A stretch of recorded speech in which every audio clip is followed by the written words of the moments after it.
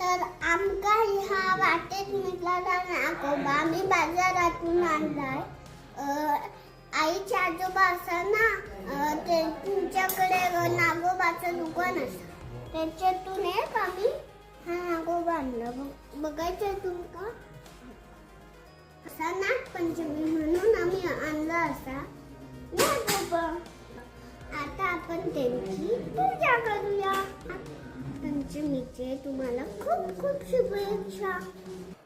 नमस्कार मंडळी. तर आज नागपंचमीच्या निमित्तानं सगळी साफसफाई करून घेतली, कारण खूपच घाण झाले आणि श्रावण महिना चालू झालो की आपले सण वगैरे सगळे चालू झाले आणि त्यानिमित्तानं आपल्या घरातली साफसफाई होता. तर आमच्या ह्यानी ॲसिड लावून नाका तोंडक बांधून अक्षरशः देवारो पुसून घेतलो, कारण खूपच घाण झालेलो. सहज रूममध्ये इलंय तर या खेळत बसलेला ते का एक फटको देऊन जरा मदतीक चल म्हणून सांगलंय. झाडू मारूक लावलंय, तोंड मुरडत कामाक लागला. पण किती स्वच्छ झाला सांगा.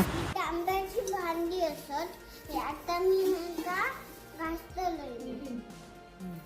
आई सांगत ना माका आवड असं म्हणून. तर इकडे माझा चिमुरडा आणि आई पितांबरी सोलाबिला लावून देवाची भांडी घासत होती. निरांजन म्हणा.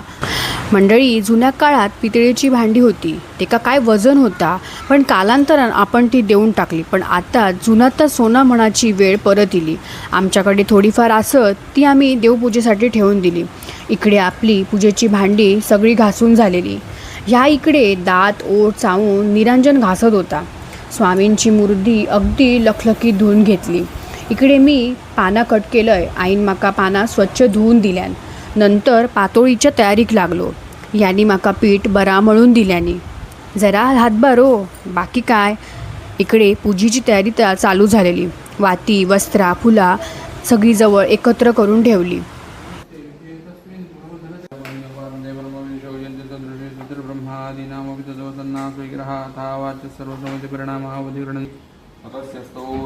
ब्रह्मा गुरुर्विष्णू गुरुर्देवो महेश्वरा गुरु साक्षात् परब्रह्म तस्मै श्री गुरवे नमो नमः.